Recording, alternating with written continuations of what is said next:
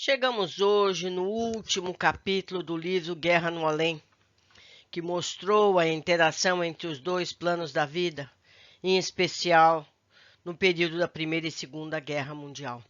Este livro foi coordenado por Abel Glasser e orientado pelo espírito de Caibar Schutel e seus emissários da colônia Alvorada Nova. 12ª e última leitura.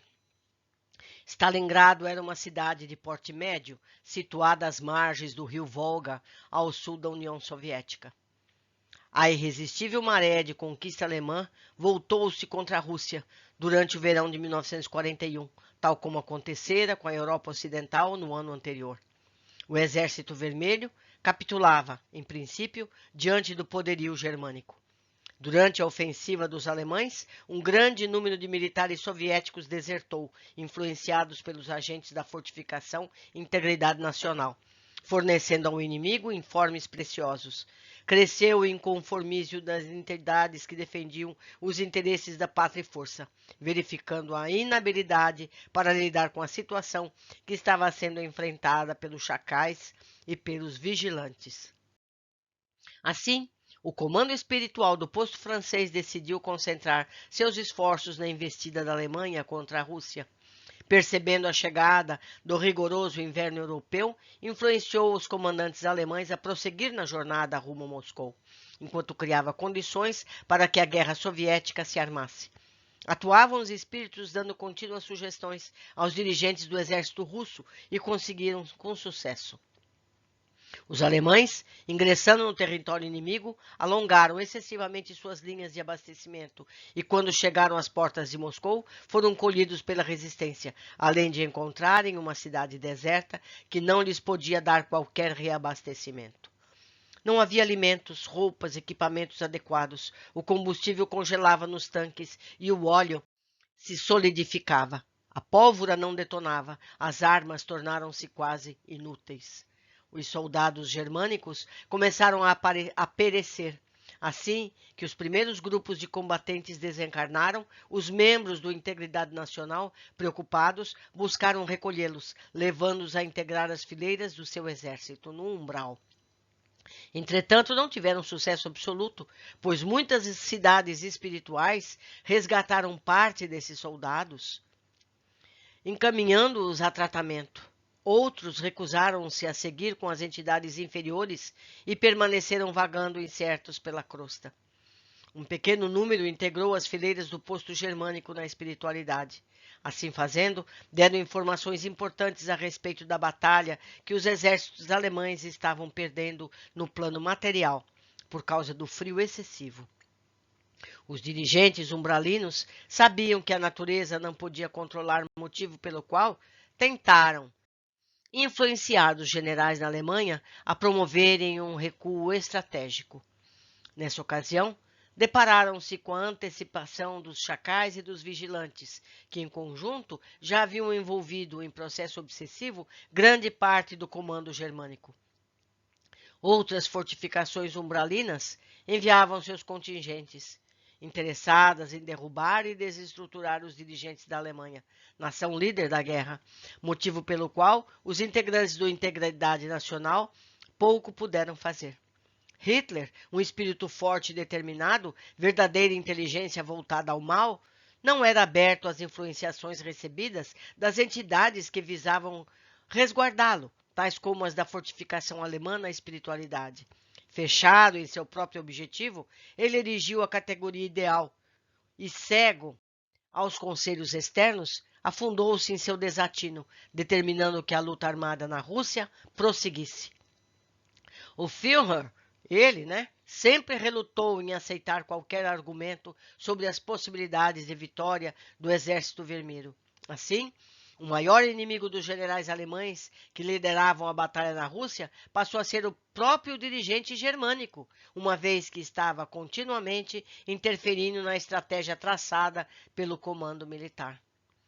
Enquanto os russos recuaram para promover a sua reorganização, Hitler outra vez subestimou e determinou novas ofensivas, especialmente contra Stalingrado. Iniciada a investida contra essa cidade, massas de espíritos voltearam os campos de batalha, pois todas as fortificações umbralinas sabiam da importância dessa aventura militar. Encarnados e desencarnados confundiam-se nas trincheiras, como se a guerra estivesse envolvendo os dois planos da vida.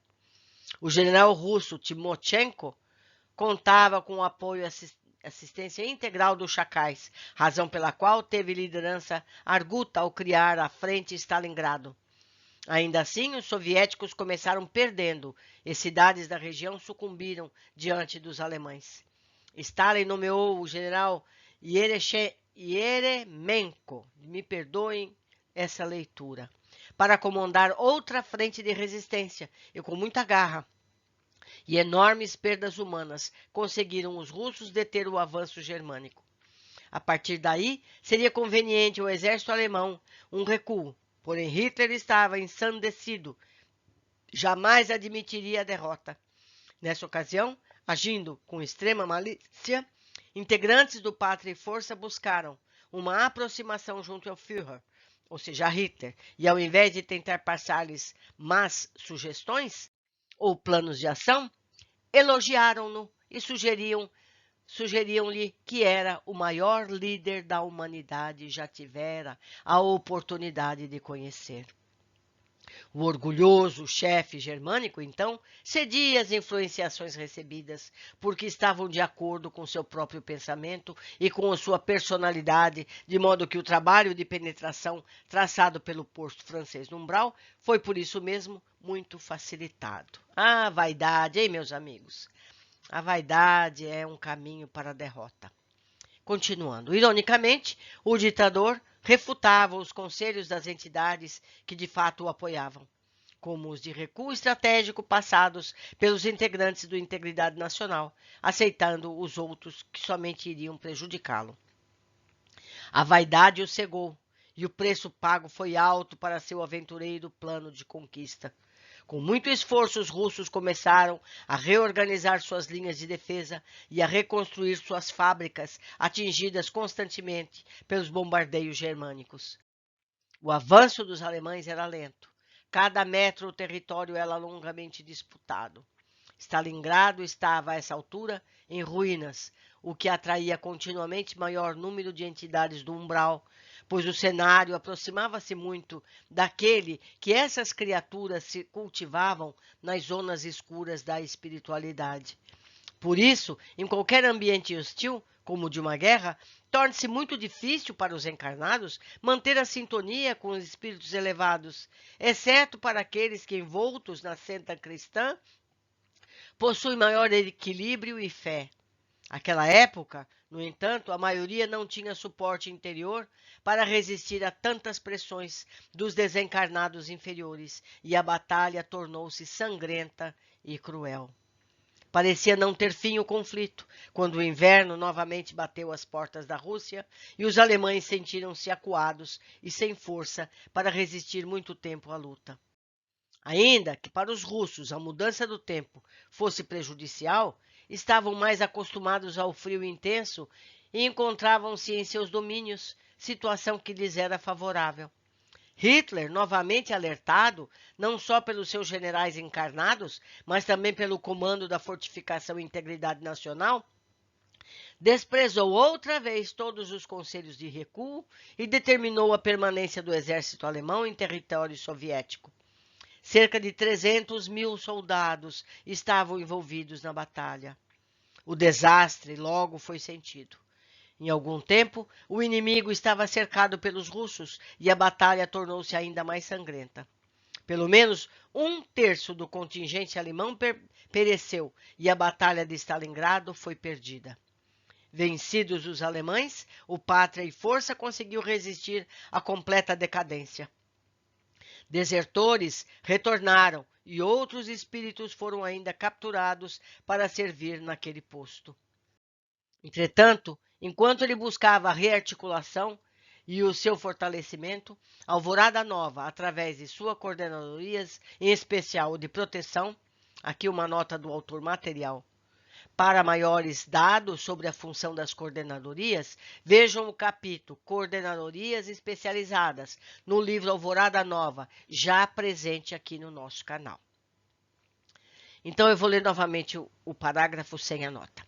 Entretanto, enquanto ele buscava a rearticulação e o seu fortalecimento, Alvorada Nova, através de suas coordenadorias, em especial o de proteção, resolveu intervir e não permitiu que o posto Pátria e Força atingisse o seu objetivo, pois outro ataque poderia ser desencadeado contra o posto número 5, de Alvorada Nova. Organizando uma missão de resgate sem precedentes, enviou várias equipes que invadiram esse posto no início de 1943, quebrando a hegemonia dessas entidades na região.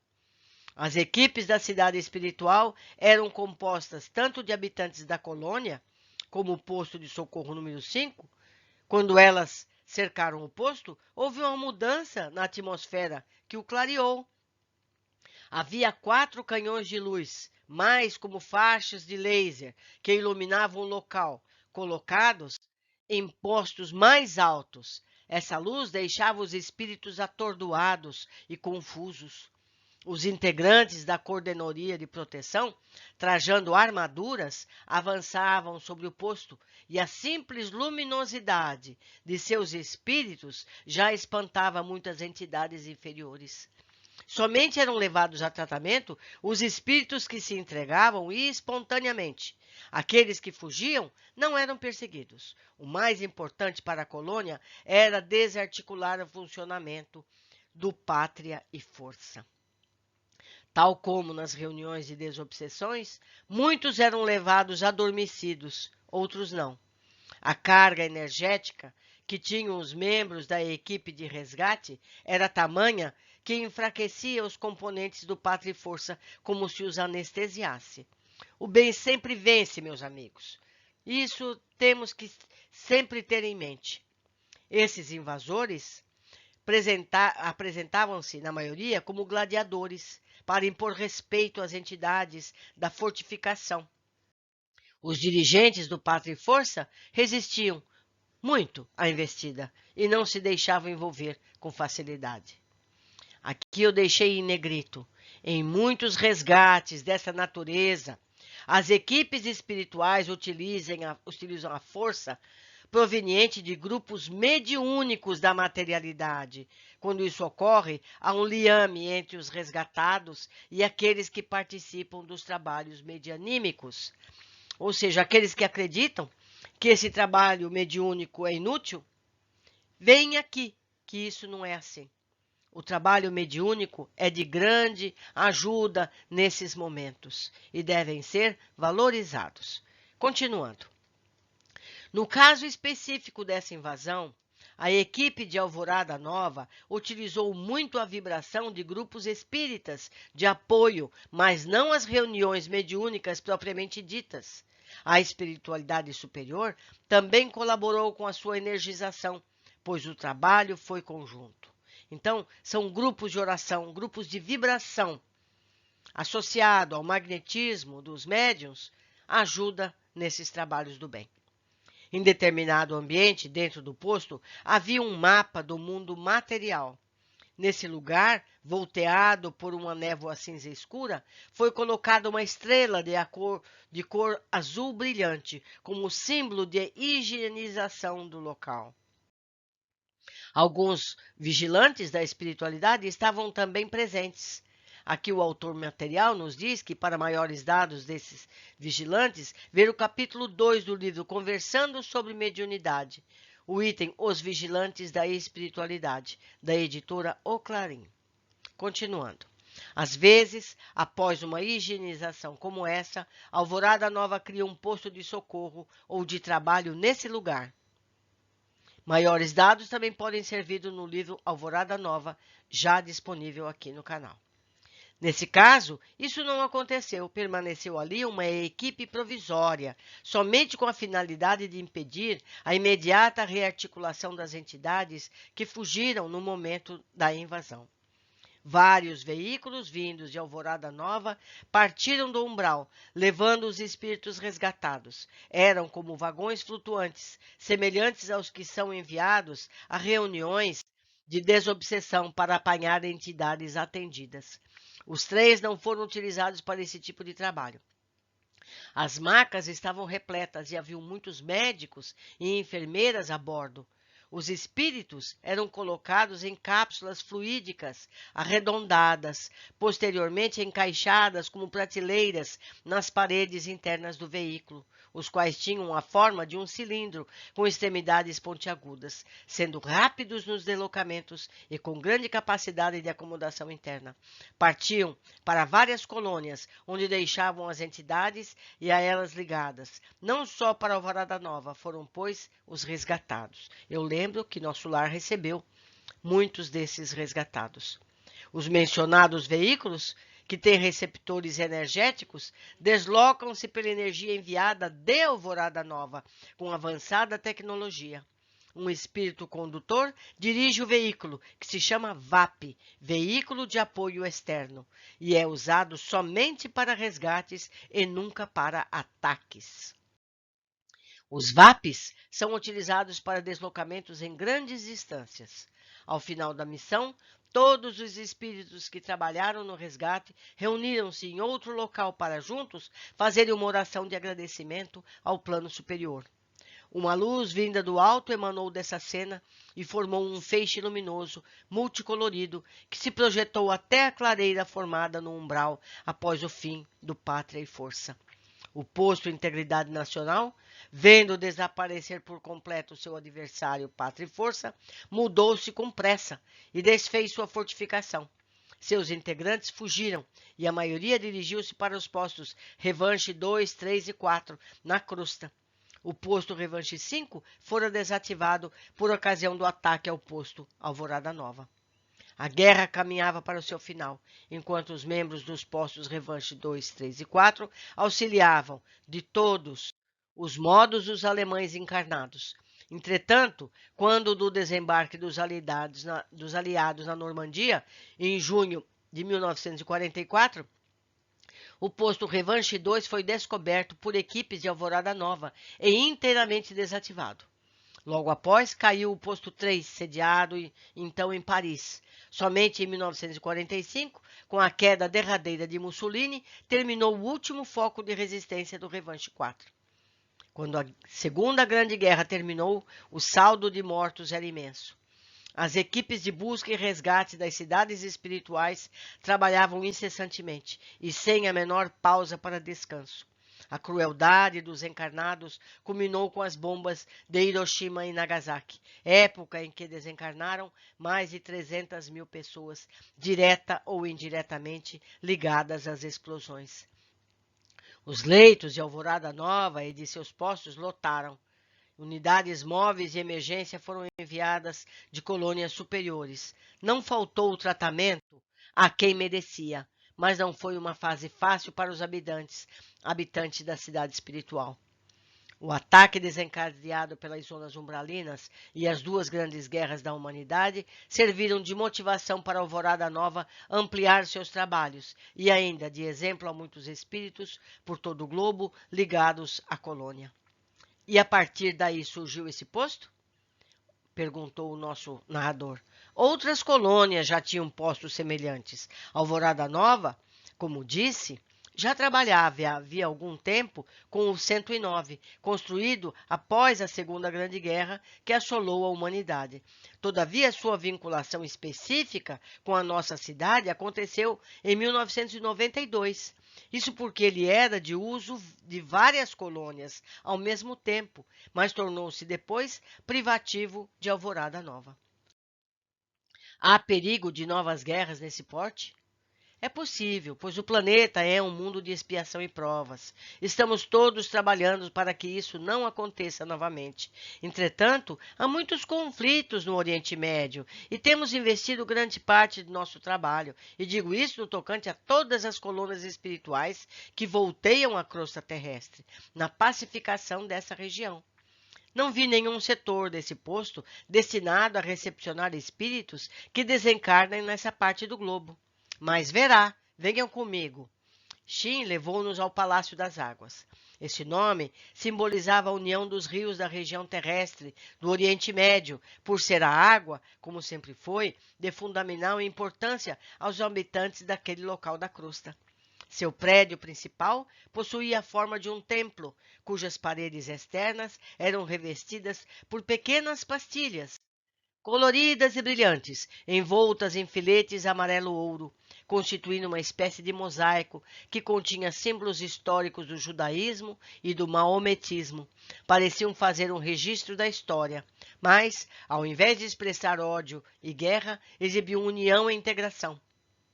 Eles refaziam as bases das religiões desses povos, usando seus símbolos sagrados entrelaçados. Vamos ver aqui o desenho. É bem quadrangular, né? Palácio das Águas. Aqui na base, os desenhos que eles se referiam. O tom predominante dessa construção era o dourado.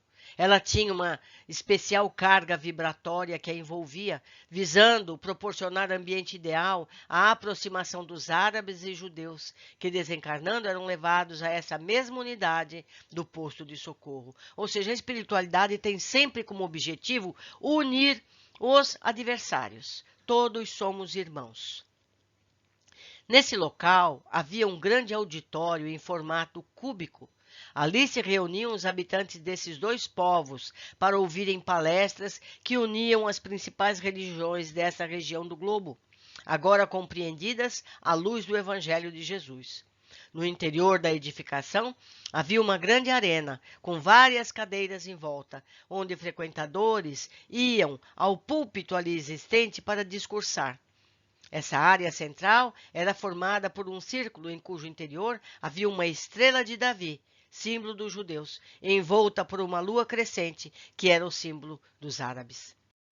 No centro da unidade estavam localizados frente a frente o Palácio Judaico e o Palácio Árabe, cada um preservando a sua arquitetura original, antiga e tradicional. Entre eles passava uma larga avenida ladeada de palmeiras. Atrás do primeiro haviam várias construções modernas, no molde judaico, e atrás do segundo, edificações no estilo árabe. Imensa cúpula envolvia todos os prédios ali existentes, dando uma noção de infinito para quem estava no seu interior. A paisagem que refletia era constituída de desertos, oásis, pirâmides, nos moldes egípcios, além de pastores com seus cajados e ovelhas. Ficamos extasiados. Ao sairmos, Shin nos convidou a conhecer as unidades científicas dos postos de socorro. Iniciamos pela unidade da Geografia Integrada 29, que se ligava diretamente à Alvorada Nova e cuidava da construção dos prédios que compunham as diversas partes do posto, sendo o seu centro principal. Preocupava-se também com o estudo geográfico secular do globo. Vinculava-se ao núcleo de desenvolvimento da cidade espiritual. Aqui uma nova nota do autor material. Maiores detalhes podem ser conhecidos no livro Alvorada Nova, já aqui nesse canal. Tinha ainda por função administrar o posto de socorro, controlando as entradas e saídas, suas diversas unidades de energia e a permanência dos espíritos nos vários setores, atuando como faz a Coordenadoria Geral em Alvorada Nova. A unidade geográfica integrada compunha-se de 3 construções interligadas, que se situavam lado a lado, e era a menor unidade do posto. Ali se encontrava também a Sala das Civilizações, onde existiam maquetes de todas as culturas que habitaram o mundo físico, entre elas as de Atlântida, o Império Romano, Egito Antigo, enfim, do progresso terrestre, antes e depois da chegada dos capelinos. Aqui tem outra nota, que fazendo alusão aos habitantes de um planeta pertencente ao sistema de Capela, da constelação de Cocheiro, que foram degradados para o nosso mundo quando aquele orbe passou ao estágio de expiação e provas. Provavelmente eu farei a leitura aqui no canal desse livro, certo? Chama Os Exilados de Capela. Aguardem. Continuando. À frente das maquetes, existiam painéis com controles que permitiam os visitantes fazer consultas. Conforme as informações eram transmitidas, as maquetes alteravam a sua forma e exibiam uma formação tridimensional, do futuro ou do passado. Olha, gente, do futuro, proporcionando àquele que consultava uma visão global da civilização, objeto de pesquisa. A seguir, o desenho dessa unidade. Vemos aqui, são 3 blocos, né? Unidade geográfica integrada. Vemos aqui a visão superior e a plana. Elas mantinham, quando em repouso, as imagens da última consulta feita em forma de holograma. Além das maquetes, existiam livros, arquivos e documentos no local. As informações que estavam nessa unidade também eram mantidas no Arquivo Geral de Alvorada Nova. Os postos de socorro tinham laboratórios próprios e esse terceiro de Alvorada Nova possui uma unidade avançada de pesquisas na sua administração, autônoma em relação à cidade espiritual, porém a ela ligada no que tange às descobertas que fazia. Quando um trabalho de pesquisa concluía-se com sucesso, era imediatamente encaminhado à Coordenadoria Geral da Colônia. Todos os laboratórios do posto vinculavam-se à sua unidade de pesquisa, mas aquele que cuidava da evolução dos remédios ligava-se ao núcleo de desenvolvimento da medicina espiritual da colônia. Outra unidade destacava-se no aspecto científico. Tratava-se da unidade oceânica, que visava estudar os oceanos e os mares de todos os pontos do globo terrestre, inclusive servindo de apoio aos postos de trabalho que existem sob as suas águas. Tinha, por fim, também cuidar da evolução que ocorria na sua flora e fauna. Ela foi instalada no posto de socorro número 109 para servir de interligação entre esses postos subaquáticos e a colônia Alvorada Nova. Olha o desenho. Parece uma onda, né? Unidade oceânica. Nós podemos avaliar o tamanho comparando com o tamanho da porta, que também deve ser muito grande. O solo no seu interior era formado por pequenas pedras, como se fosse a areia de uma praia. Na emanação magnética delas, emanava, dando a impressão de que estavam envoltas em água. Em verdade, tratava-se de um sistema vibratório interno da unidade, que servia para dar a impressão de se estar, ao ingressar no local, mergulhando em um oceano. Era um mecanismo de manutenção do ambiente fluídico local. Que belas ideias para os arquitetos, né? Externamente, o prédio tinha o formato de uma âncora invertida, no tom azul claro brilhante. Internamente, possui um imenso hall de entrada, onde se podia ver todos os andares que eram abertos, assim desde o centro do prédio, via-se até o último lance, já que os corredores dos andares voltavam-se para o centro do hall. Tais corredores representavam ligações entre os setores da unidade, não havendo ali quartos, existiam aposentos nas partes da frente e do fundo, mas não nas laterais. Do alto da unidade, internamente, um cone de luz azul claro que provinha de sua cúpula envolvia todo o ambiente. Grandes telas em volta do térreo do hall central apresentavam imagem dos oceanos do plano material, inclusive projeções dos núcleos espirituais que ali existiam. Uma das suas finalidades era controlar a qualidade das águas da crosta, verificando os índices de poluição dos oceanos, mares, rios e lagos. Quando se tornavam alarmantes, os referidos índices, encarnados dos órgãos especializados na materialidade, eram informados por intuição ou inspiração, a fim de tomarem providências cabíveis. Vocês viram, amigos, que há postos de socorro dentro da água, não é? Isso está projetado aqui, como foi dito no texto. A unidade tinha, por fim, ainda, estudar a energia que os mares poderiam transmitir aos encarnados, não só em alimentação, mas também em termos vibratórios. Chegávamos ao final de nossa longa visita pelo posto de socorro 109, que durou alguns dias, mas cujo relato foi concentrado nestas poucas linhas. Shin acompanhou-nos ao trem que nos levaria de volta à colônia. Despedimos-nos emocionados. Eram muitas e importantes as informações que havíamos recebido. Iríamos utilizar tais dados em nossos estudos em Alvorada Nova. Meu grupo e eu desejamos permanecer anônimos, pois éramos apenas mais um dos tantos que visitaram as unidades externas ligadas à cidade espiritual que habitamos e que extraímos valiosos subsídios para o conhecimento e aprimoramento espiritual. Quando nos afastamos do posto, víamos pela tela do interior do vagão que os canhões bombardeavam o céu negro com suas rajadas de pérolas brilhantes, formando imensos arcos argênteos a destoar nas trevas, lembrando que tudo o que vimos e ouvimos fixamos uma visão e uma mensagem em nossos espíritos. A forte esperança no futuro promissor da humanidade. Concluímos mais um livro que nos trouxe muitas informações relevantes de nosso passado e nos dá esperança de vitória em nossa trajetória evolutiva. Deixo aqui meu e-mail para que possamos trocar ideias. Lembro mais uma vez que na área de comentários isso também pode ser feito e partilhado com muitos outros leitores. Para os que gostaram desse assunto, existe um outro livro. Ele chama O Segundo Grande Elo, que vai contar muitas narrativas sobre a Segunda Guerra Mundial, muitas ações feitas, muitos socorros feitos. O livro é maravilhoso, é muito grosso. Eu ainda não tive coragem de ler aqui para vocês, mas quem sabe um dia. Um grande abraço e até o nosso próximo livro.